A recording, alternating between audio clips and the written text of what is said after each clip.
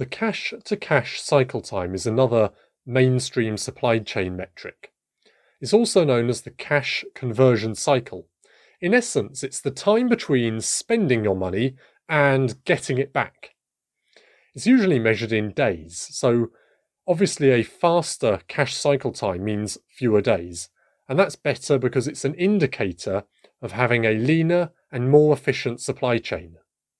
The formula for cash-to-cash cycle time is the days inventory outstanding plus the days sales outstanding minus days payable outstanding.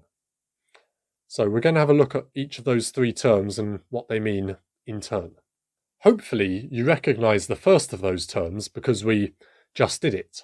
Remember, days inventory outstanding is the same as days on hand of inventory. This is the quantity of inventory we sell in relation to the quantity of inventory on average we hold.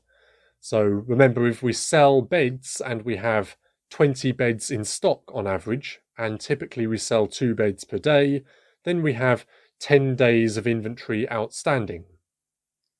I know, we just did this. The second term, days sales outstanding, DSO, this is a worthy supplement supply chain metric on its own, but hey, we're packing in the peaches. Days sales outstanding is the average number of days that it takes a company to collect payment after a sale has been made. The formula is DSO equals the average accounts receivable divided by the average revenue times by 365 to get it into days. A bigger days sales outstanding is worse when it comes to cash flow, as it typically means you are waiting longer to actually get the money for the things that you've already sold, either through poor debt collection or overly generous payment terms, or a bit of both.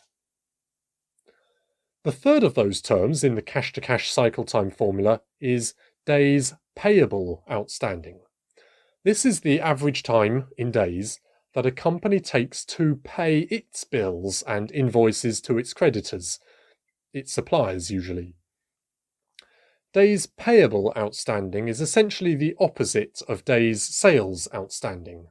From a cash flow point of view, we would like this to be as long as possible, so that we only have to pay our suppliers for stuff months after we actually get it.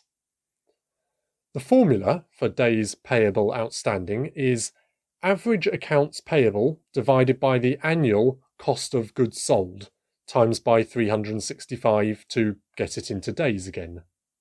Note that we use cost of goods sold, which is the value of the material's bought-in price, or we're not going to be comparing like with like.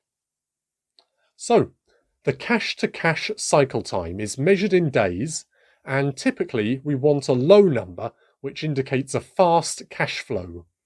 We can improve it by having less money tied up in inventory, by getting paid faster by customers and offering shorter payment terms to our customers, and by getting longer credit terms from our suppliers.